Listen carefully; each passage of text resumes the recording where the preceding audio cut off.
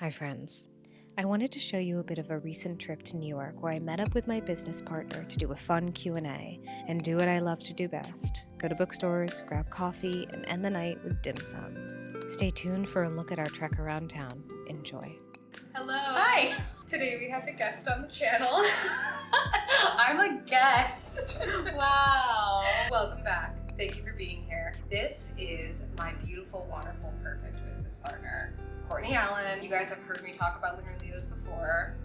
Courtney is the other half of Lunar Leos. Hi everyone. Oh my god, hi. I'm nervous. I live in Los Angeles, California, and I have a dog. Also a witch. Yes, I'm a witch. And Sean's my business partner, and we've been best friends for Going on 10 years now. Whoa! What's it, like 8? Something Nine. like that? 9? Nine. Yeah. How about you explain your practice to me in a way that you haven't before? My practice, you call me like the dark moon. That kind of is my practice. I involve the lunar cycles a lot in my practice, especially because my first deity I worked with was Selene, and she's literally the moon. That helps me figure out, okay, what do I want to work on? What do I want to do? What do I want to challenge myself on doing? Because the phases of the moon, they help you challenge yourself in ways that you don't even realize it, especially with the energy that you're feeling. Every single day, the moon cycle is changing. So your energy is changing, and it's making you realize certain things of, okay, what am I gonna do today? What is this telling me to do or even not to do? Like, it totally depends on how you're feeling that day. But I feel like my practice has, I hate to say the word darker, it's more evolving, but I definitely feel I have evolved and feel more comfortable in doing darker magic. What is darkness to you in practice? I think really going deep, finding your power. I think a lot of us, and we've talked about this multiple times, that we are in a stage in our life that like we just don't give a shit anymore. Like, This is not for children. Okay, no kitties. We don't give a shit anymore. If something's not working for us, we're gonna do something about that. We're not just gonna be like, it's fine, I'm just gonna brush it off, it's no big deal. Like, no, we're fucking over that shit.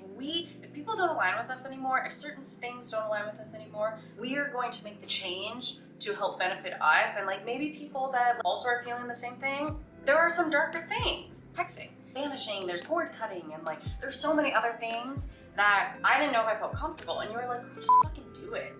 I was like, okay. So I did it. And I have no problem doing that. Times have changed. LA was on fucking fire. Also, being in your 30s, there's a different side of you. That side of your 20s, you just shut off and you're like, I'm done with that. Like, why did I deal with that for so long? So that's what my practice is now. Like, why did I deal with that and why didn't I make the change? Wow, what a great way to introduce yourself. I don't know. I guess so, yeah. Darkness is personal. And it's also, it's absolutely communal, and I think that's where my practice bridges. So I like to say that I'm an earth-based folk witch that practices an ancestrally informed witchcraft practice, magical practice. I live in a lot of shadow, I think, and a lot of that shadow is my own. A lot of that shadow is working through, you know, not only the trauma of my past, but also the generational trauma as well, my family's past. Really interacting with those ancestral spirits that are coming to the forefront to teach me something. Yep. That didn't come to the forefront before, so now's the time. You know, I work with a lot of local spirits as well, a lot of plant and animal spirits of my land. It's so fulfilling. It just keeps my heart warm. You know, it's like a little furnace. You know, I do have a deity practice. I do have a relationship with Hecate. Mother, Dark Mother, the Greek goddess of so many things, the crossroads, the dead, necromancy, witchcraft. Her transformation is something that I'm still exploring and learning about. Some relationships with some other divine spirits as well. So I really think that a good word to use is evolution when it comes to discussing our practices, because I think we're always changing, we're always growing, we're always evolving, and it's grounded, I think, in community work, but it's also grounded in what you as the individual can bring to the community, and I think that's really valuable. I love that our practices are different. I love that our practices have, you know, places that they intersect, and then what I can learn from you and what you can learn from me. this like just popped in my head. I see you as a portal. Since like meeting you, you literally taught me so much, which is sick. And because of you, I am where I am. As a portal, you are just this vessel of like knowledge, which is so like, oh my God, like you love to learn. You keep learning and you're so good at what you do, and it's been so cool to watch you evolve. And you've always been the same witch that when I first met you, but like you're tapping into these past traumas for a reason, and they're coming to you right now, which that's okay to do in your witchcraft. That's the shadow work. You have to tap into that to make yourself stronger and to have these realizations once again of like, why did I deal with that? Question. Yeah, it's true though. Like, why did we deal with that? And that's, oh my God, that's a whole other situation. For you, like, you are this like portal about like of knowledge.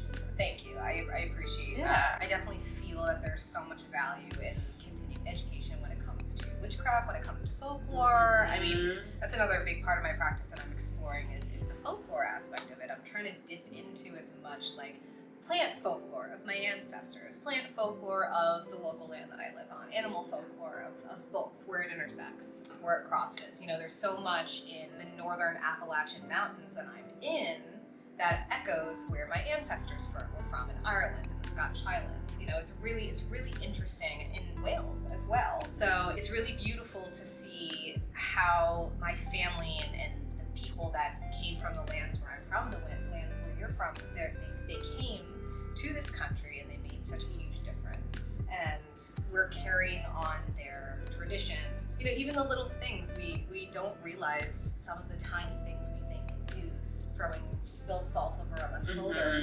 My grandmother used to do that. Right. Always. Right. If salt was spilled, it was going that way. Yeah, we're using it. Whether or not there was someone standing behind her. Yeah. You know? Oh yeah. Like, just yeah. She's get out of smart.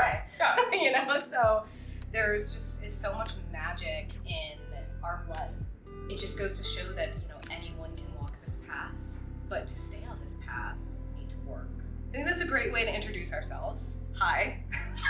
Welcome. I was like, yes, my blood, your blood. Our blood. Practical magic is everything. Should we cut our hands up? Right? If you haven't seen Practical Magic, that is your homework. Please do. We have some questions Yes. that we're going to ask each other. So this is going to be a little bit of interview my business partner, which I think will be really cute. Do you have a question that you want to ask first? Ooh. Who is a big influence for you in your witchcraft community? I feel like I talk about this a lot, where there are so many valuable teachers in the wider witchcraft community, whether or not your path is, you know, more green witchery, more lunar witchery, you know, there's so many people, death witchery, all of that intersection I think is really important. And there's so many people that I love. We both love Chaotic Witch On. They're one of my favorite YouTubers. I've learned so much from them. They're an Italian-American folk practitioner. They're here on YouTube, and they just bring so much value, I think, to finding your own path, looking into your own ancestry, branding your witchcraft around you. And I think that was a big push for me to really go and find, do I really need to be using what this random book or this random person on the internet says I should be using for a protection spell? Or does it make more sense for me to look into the folklore of my ancestry, of my local land, who I am, what calls to me, and use those plants perhaps? And finding that kind of courage within myself to go out and look for those resources, my practice feels so much more mine. It doesn't feel like I pulled it from the internet. It doesn't feel like I pulled it from a book either, because some of this stuff doesn't grow near me.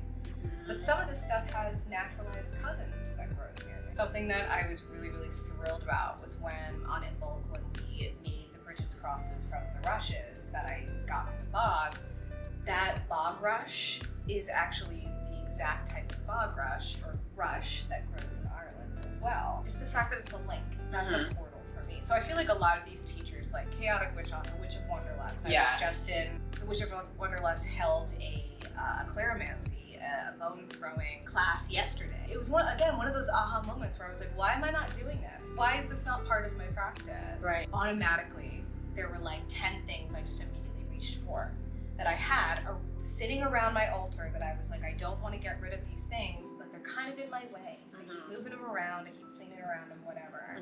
This could be part of my bone throwing kit. There's rocks that my friends brought back from other countries for me. There's an acorn from outside.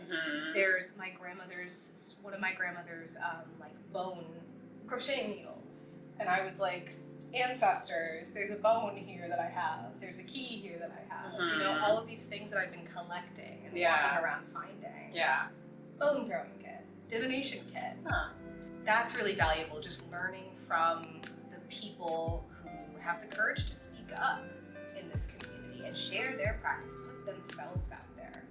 I also love authors in the community. Like Corinne Boyer is one of my absolute favorite authors. She wrote Under the Dragon Root about witchy garden plants. She wrote Under the Witching Tree, which is where my obsession with trees started. See if I can take some of this information, work it into my own practice. See where something that I'm really big about is sourcing. You know, if I don't see what your sources are, if I can't validate or cross-reference your sources, I'm probably not going to use your information. That stuff is so important to me with the information that I put out. But with these really wonderful teachers that are showing their sources, showing their work, showing their results, being willing to sit down with you and walk through a practice with you, being an activist, being, you know, a voice for people who do not have their voices heard is huge for me. So there's so many good authors that you can find that are working in the witchcraft community now. So many great YouTubers, so many great people on Instagram. The list goes on and on. But yeah, I love people like the Witch of Wonderlust, Chaotic Witch Hunt, the Witch of Southern Light. Yes. There's so many, and those I feel like are big. You know, these contemporary people that we can look to and say, hey, they live a life that's similar to me. You know, they're similar in age than me. That's really great. We're going through the same stuff right now. They're dealing with the same shit. Yeah. It's just really nice to see them stepping up and putting themselves out there for us, for our benefit. That was good. I like that. Also, going back to resources, she's a bookie. Like, literally a book. That's who she is. How do you find good resources that inform your practice? Especially since your practice is so different than mine, I want to hear how, like, you construct your spells, basically, based on your resources. I'm gonna be honest, it's really hard because I am not a bookie. I love audiobooks. They're great. Those are books. True, very true. But I feel like, especially living in the city, I live in the city, it is not a lot harder, but even a lot of like my friends tapping into their craft and wanting to work more, it's really hard to find similarities with a lot of people because we're in the city. It's different. I have a palm tree. Like, I don't find bones outside of my yard. I don't find like certain things. And I think for my practice, I go with my gut. I go with my gut a lot. I don't know if that's the best thing to do, but I look up my resources, the same people that you have said, and there's just so many people. Even it's crazy, like you look up on social media, because you know, they're always listening, and you're thinking about doing something, and there's the herb that you're thinking about, you're like, oh. Also, so crazy, just because you live in the city doesn't mean that there aren't plant alleys around you. I will walk around my neighborhood, there's lavender. Lavender's one of my favorite herbs. Like, that's my girl. There's rosemary, there's aloe, there's rue, which I had no clue. And I was like, why does that look so familiar? And I took a photo, I was like, oh my God, like, snip, snip, all right, gotta use it. Like, I literally will do that. People are like, are you okay? Like, yeah, I'm just cutting up all the rosemary, it's fine. Having these local plant allies that you can work with, I mean, there's so many weeds, right? Dandelion is a weed for most gardeners. Right? Yeah. Most garden resources will tell you that dandelion is a weed. Dandelion is a beacon of light. It's such a beautiful midsummer, like high power plant. It's so important in herbal medicine as well. You know, GI upset, you know, talk to your doctor. We're not doctors, we're not medical professionals, we are not giving out medical or professional advice. But we're also, tummy girlies, right?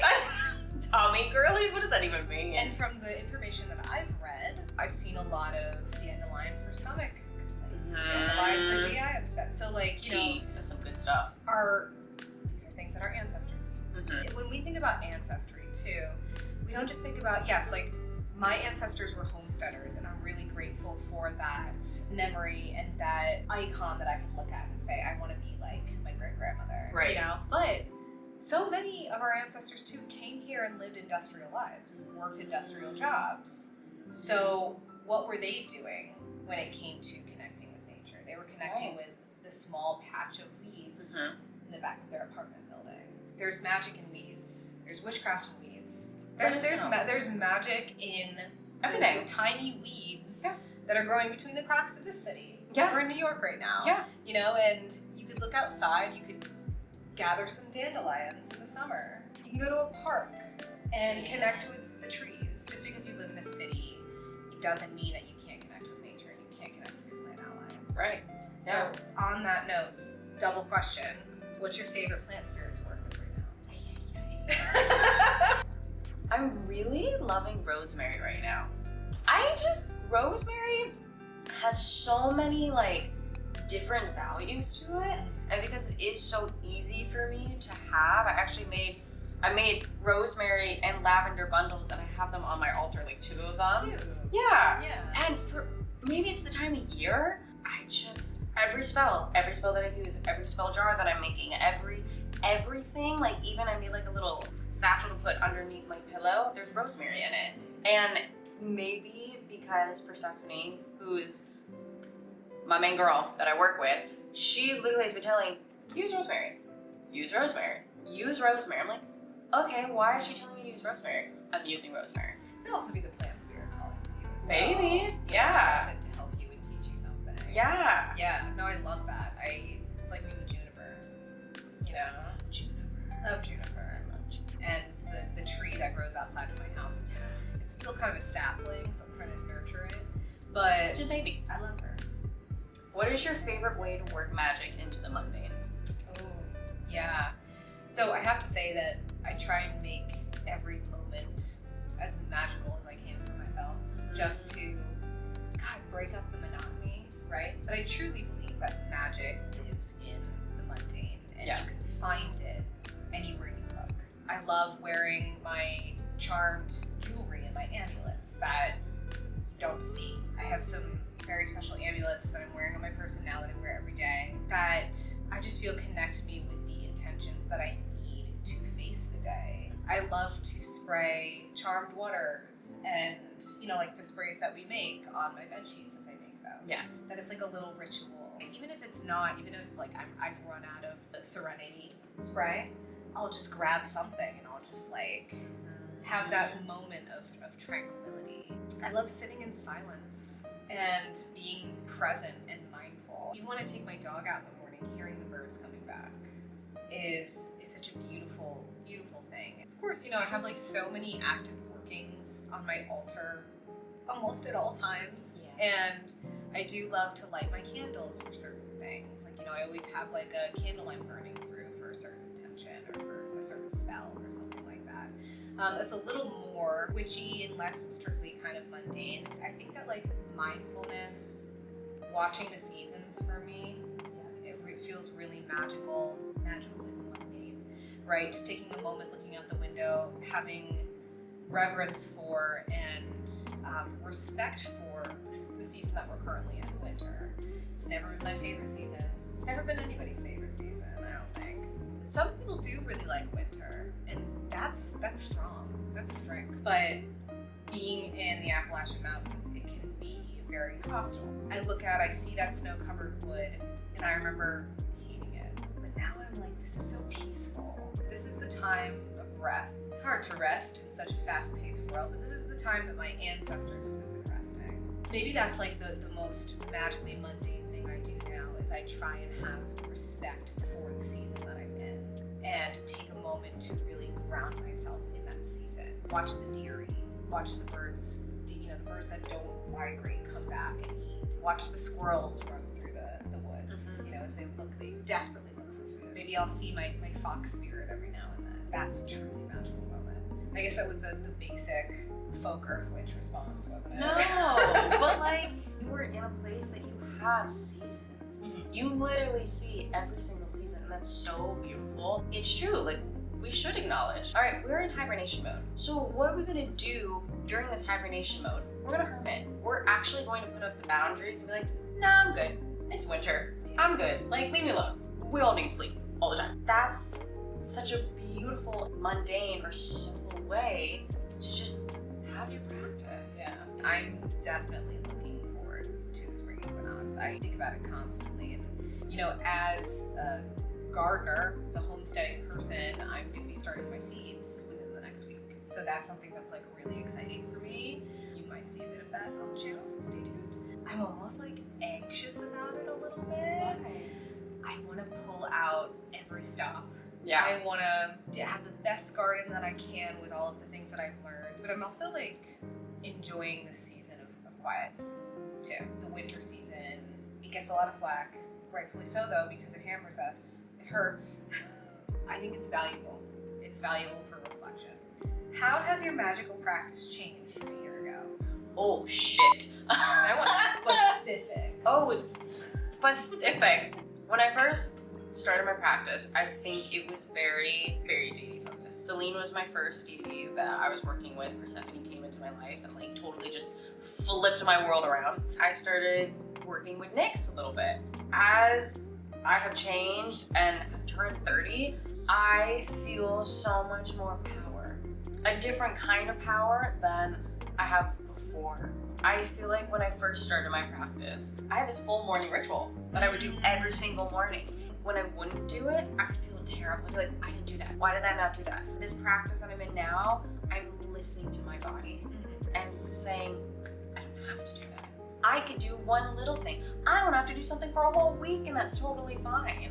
I think before first starting as a practitioner, I cared so much about what people thought about my practice. Yeah. Everyone is different, and I'm evolving. I feel like since last year, when I do certain spells, I love to have like 2 of my people there, my coven. You are also there in spirit. Certain things I want to do with them. I need to do my own things and not rely on other people's energies all the time, because I didn't think I had the power that I did, but that I do have. I redid my whole entire altar, and it's certain things that I'm like, I'm darker now. Like, I'm doing the shadow work. I'm a completely different person than what I was last year. And I do think when you're in a different decade of your life, that also changes. Like in your 20s, you want everybody to like love you. You want to be everybody's friend. You want to please people. You don't want people to be mad at you. But now, I don't give a shit anymore. I'm gonna do what I want to do, and that's how it is. And if you don't like it, fine. If you do like it, great. I believe in myself. It's a great thing to jump off from too, because I feel like we all need to get to that point. We have talked about how we're just not going to be dealing with certain bullshit anymore. We're not going to be dealing with certain behaviors from either certain people or from anyone. And I think it's so valuable to get to that point and be like, I don't deserve this. I don't deserve this treatment. I don't deserve to deal with this bullshit. Definitely feel that the glow up happened in my 30s as well. Yeah. You are always growing, you are always evolving, you are always changing. I like how you said that I didn't think I had the power that I did, so I want to start doing things on my own, from my own energy, tapping my own energy. We talk about how important community is and how important serving and supporting the community is, but at the same time, you are an individual practitioner. I'm an individual practitioner. My practice is unique to myself, unique to my interests, really unique to where I live. Yeah. Like, it's very locally based. Same for you. We just talked about how you can't go outside and get this certain thing, but you can get this other thing if you want, and that could be your substitute for, you know, something that this book tells you to do, or this person online tells you to do, or whatever. Yeah. We can show up and be community based, but we can also be ourselves. And what we bring to the table as individual practitioners is really, really important community work. That's the crux of it. You don't have to be exactly like this person or exactly like this person. I'm sure that your friends in your coven, in your witchcraft group, aren't exactly like you, and you're not exactly like them. Yeah. I'm sure you guys have a lot of differences between you. To answer that question, you essentially said, I found my power. I was essentially feeling like I had to take energy from others or from other sources or something like that. Now it comes from within you. Yeah. And that's, I think, the glow up we all want to get to, right? Yeah. I think it's a great thing to celebrate. It's a great glow up. Yeah. Yeah, and you can do that too. Yes. This is what I think is a great goal for a magical practitioner to have, is to tap into yourself and to say, hey, you know, well, maybe chamomile doesn't work for this because I live in the South and I can't grow it here or something like that. So I grow this instead. For example, when I lived in Philadelphia, there was fleabane everywhere, which is something that looks a lot like chamomile. Yeah. And it's a great herbal medicine as well, but it's something that I would often go out and pick and use instead of chamomile. That may not work for other people. They may say, oh, well, I strictly want to use chamomile for this spell or something like that. But now I'm like thinking about all the opportunities for like the spring equinox and midsummer and the summer solstice of how I want to grow these plants from seed. I want to go outside. I want to take this primrose and I want to take this bog marigold and I want to take this yellow iris and I want to put all of these together and have a beautiful ancestrally informed spell or a ritual that came completely from seed, grew through the ground from the land that I live on. And that's just, it's not only imbued in the power of the land, the people who worked it before me, the people who lived on it before me, but also the people that live through my blood. That's a long way to say, I agree. I love when you talk plant to me, it's so nice. Okay, this is like an off-the-cuff question. Is there a certain like moment of our friendship that you'll never forget? Oh my God, there's so many. I know, How but, about I pick one? but like what's like one that you will never forget? When we went to the bathroom together at our friend's wedding and my dress dropped in the toilet and you helped me That was a good one. Yeah. But I mean there's so many in New York that I really loved. I loved exploring the city with you. We would go to like the same shops because you lived in the East Village area, so we would explore the East Village. There's so many that pop up. I mean the fact that when we met we were wearing the same outfit. Yep. I'll never forget that. That's a really wonderful moment for me. That's something that we were like, What? do you know that meme where it's like Yeah, yes, yeah, literally. Power, what is it? Power recognizes power. Yeah. And I remember saying to our friend Maggie, I was like, I like her. I mean, we've done so much exploring. And I think that's probably one of my favorite things, if I could shove all of those moments into one moment. And I just like exploring with you. How about you? There's one moment I'll never forget. I'm not gonna say it on here. I'll never forget that. Oh, she's gonna keep us in suspense. I'll never forget that. I'm gonna cut that I part know. so no one can I know know. what we're laughing about right now. It's a secret. And I'll never forget your wedding. Being part of the ceremony Yeah. was just like, I still get emotional just thinking about that. Same. Having you guys there was just life changing. It was like another thing I'll never forget is I was in my first apartment, my second apartment. I had crystal bags literally on every single door, and you walk in, and you're like, Court, do you know what you're doing? I'm like, no. Like, oh, you want me to tell you? I'm like, sure. Or teaching me how to do tarot for the first time, or us just walking around, like you said, to all the shops in New York. You're like, this Flower Power. Never forget that shop, which is in the East Village, and it's still there. All the different herbs. And you're like, this is for this. This is for this. I'm like, oh, that's cool. Our first market that we ever did, that we were like, oh, we can fucking do this. Rocky Market, shout out. And we were like, we can do this. I mean, we're gonna have so many more adventures, and just, yeah. There's just so many. So the best may be yet to come. Thank you so much for joining us today. Thank you so much for joining us today. Thank you. I am honored. Courtney is incredible, amazing. Again, Courtney and I are Lunar Leos. You can find us at Lunar Leos LLC. It's all tagged in the video description and my profile. Follow us there, follow our journey there. We talk about what we do as witches. We talk about the things we make as witches, and we talk about the places we go as witches.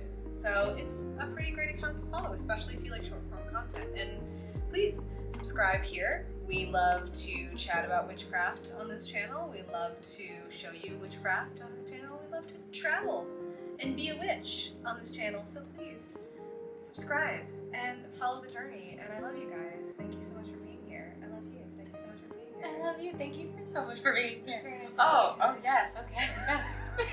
Yeah, I was just about to. Oh, that's great. Yeah, let's do that. Yeah.